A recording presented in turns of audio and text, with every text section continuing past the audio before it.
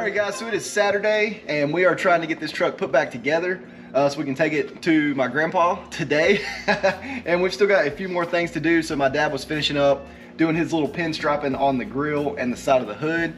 We also touched up the hubcaps a little bit just to get those looking pretty new again. So the next thing we're going to focus on is getting the windshield in, because ultimately we need the windshield to drive it. So that is my main concern right now, but I want to get this window crank replaced. The bad thing is the clutch head screw on the top of this one is pretty rounded out, and also the tools that I ordered off Amazon didn't show up in time.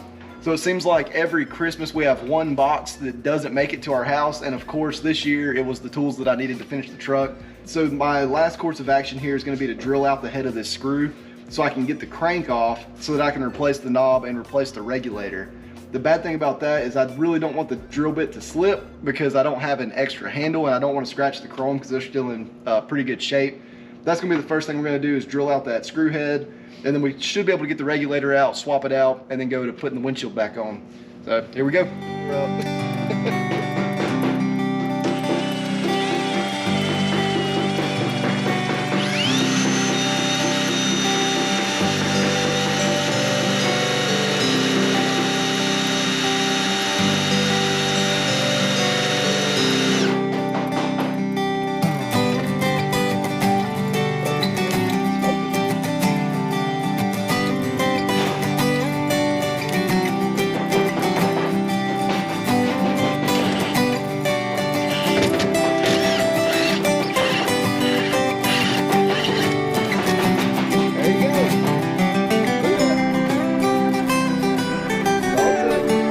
So now that we have our lever removed, we can go ahead and start the process of removing our regulator so that we can swap out our new one. So I doubt your glove box looks anything like this one, because my grandpa actually fabricated a cardboard box, glove box, which isn't something that in all the years I've driven the truck and been in it, I've never noticed it. And you can see it right here. Somehow he made it work, and it's been like that for years, and it's actually pretty sturdy. But there are two nuts on the back of the regulator that you have to get to. We had a little bit of trouble getting to it, and we had to use a pair of pliers because it was an old square nut. So once we put the new regulator back in, we did go ahead and put a regular hex nut on the back of it so that it would be easier to remove in the future if we ever need to again. All right, so we got the old regulator out. Luckily, we had enough room after we removed my grandpa's cardboard box, glove box. So that was pretty cool. But we've got the old regulator out here, and you can see that the gears are just worn out. They say over time, just because they're so hard to get to, people don't keep the gears greased up, then they start to come apart. And you can see our new remanufactured unit here. So we're close. We're getting ready to swap this thing out, and hopefully we can put the windshield in right after that. So going back in with the regulator is super easy. All you have to do is stick the tongue through the hole in the dash like you see there, hold the regulator up in place, and get the nuts tightened back down. So again, since we switched to those hex nuts, it was a lot easier because then we could use a ratchet to really tighten it down instead of trying to get pliers in there. It just makes it more secure, and then we also put lock washers on it just to make sure that we don't have to worry about it ever again. But once you get that on, you can put your lever back on, go ahead and test out the function, and boy, look how happy I am. I look like a kid in a candy store, let me tell you.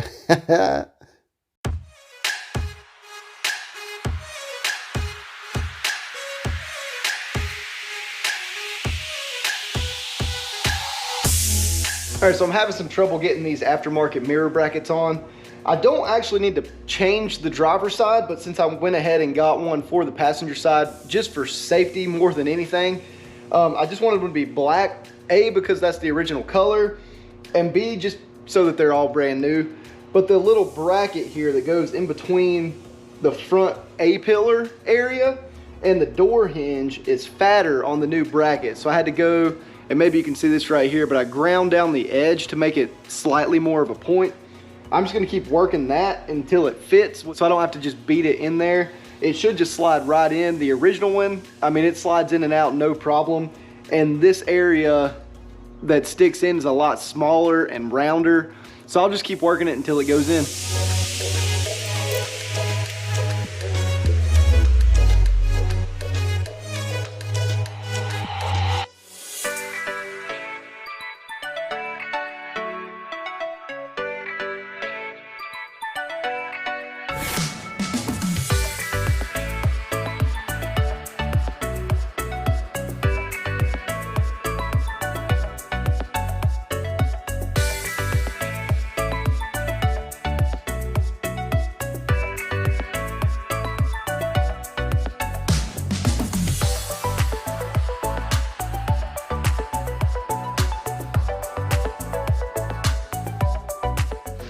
well, that was painful, but we finally got this bad boy on. It is tight.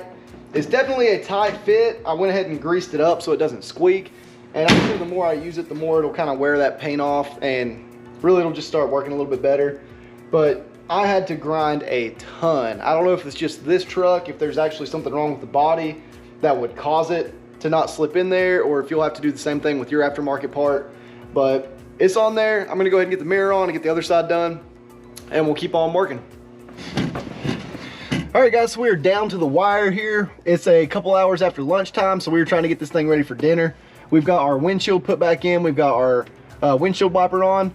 We've got our air condition working just as good as it did in 1946, so that is freaking awesome.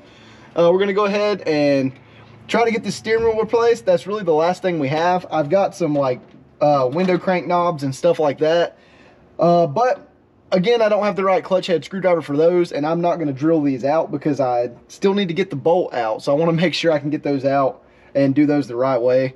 But overall, everything's looking good. I'm going to show you guys how to take this steering wheel apart. Just go step by step, and hopefully I'll get it in a spot where you guys can see it, and we'll go from there. If you are interested in how to remove your steering wheel from your 1946 Chevrolet truck, definitely subscribe to the channel so that you don't miss that how-to whenever we release it. I did have some trouble getting the steering wheel off, so sadly I did not get it replaced for this video, but it will be coming in the future.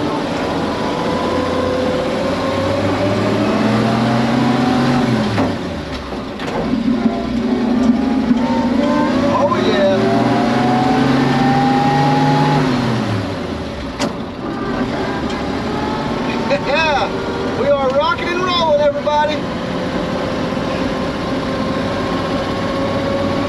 So now we've got everything done. We've got a little air condition. Yes, sir. Windshield's working. Everything's looking solid. So I'm gonna drive this bad boy to the nursing home to see our grandpa, and hopefully get his reaction to it. Driving like a champ. Now I will say, the only thing I'm slightly worried about are the tires. I wasn't planning on driving it this far because we were hoping my grandpa could come home just, you know, for the one day to see the truck and we can do Christmas with the family. But it is what it is. You know, 30-year-old bi-spline tires, they ride great. Yeah, we are rocking and rolling.